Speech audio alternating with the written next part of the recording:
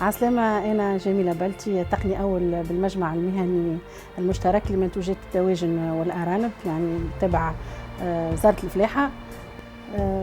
خدمت في القطاع الخاص مدة طويلة، وبعد في 2016 التحقت بالمجمع المهني اللي هو يمثل القطاع العام في مجال الفلاحة. علاش دخلت للجمهورية الثالثة؟ هي كانت جمهورية أولى وبعد جمهورية ثانية، اوتوماتيكمون الجمهورية الثالثة، لأنه الحزب هذايا هو المستقبل حسب رأيي أنا، هو الأفضل حاليا في الموجودين في الأحزاب اللي موجودة حاليا، هو الأفضل.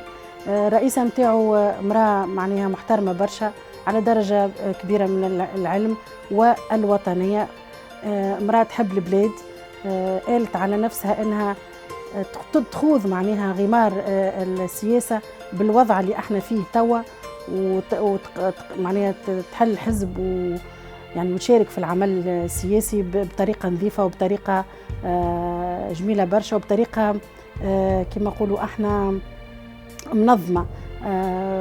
الاجتماعات اللي تصير في الحزب اجتماعات منظمة برشا، استفدت برشا.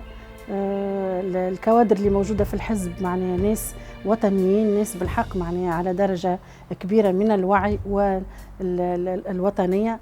اتفقنا الكل انه نحب على حب البلاد، على حب تونس. المقاربة اللي عجبتني في حزب الجمهورية الثالثة انه يرفض الايديولوجيا ويركز على المقاربة الاقتصادية.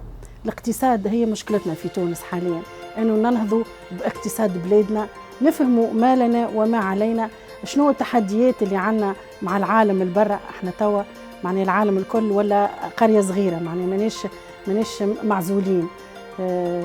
دونك الحزب هذايا انا راه فيه بالحق هو المستقبل، فيه برشا شباب. السيدة ألفة الحامدي معولة على الشباب برشا، مرأة تقبل الرأي الآخر، تقبل معناها الرأي المخالف. طريقة تسييرها للحزب جميلة برشا.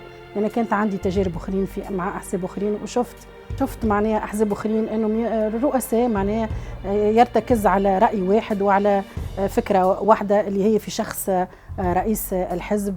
ما فماش تكوين، ما فماش معناها العمل السياسي في الأحزاب الأخرى يختلف كثيرا عن العمل السياسي مع مدام ألفة الحامدي. أنا نشكرها برشا إنه أتاحت لنا الفرصة هذه، إنه معناها حتى المقر معناها مقر مشرف، مقر مهذب، إنه تلقى فين تعمل الاجتماعات نتاعك وتلتقي بالزملاء وكل. إن شاء الله المستقبل للجمهورية الثالثة وشباب الجمهورية الثالثة. السيدة ألفة الحامدي مثال للمرأة اللي بالحق معناه باش تغير المشهد السياسي في تونس، وخاصة في التمكين المرأة سياسيا.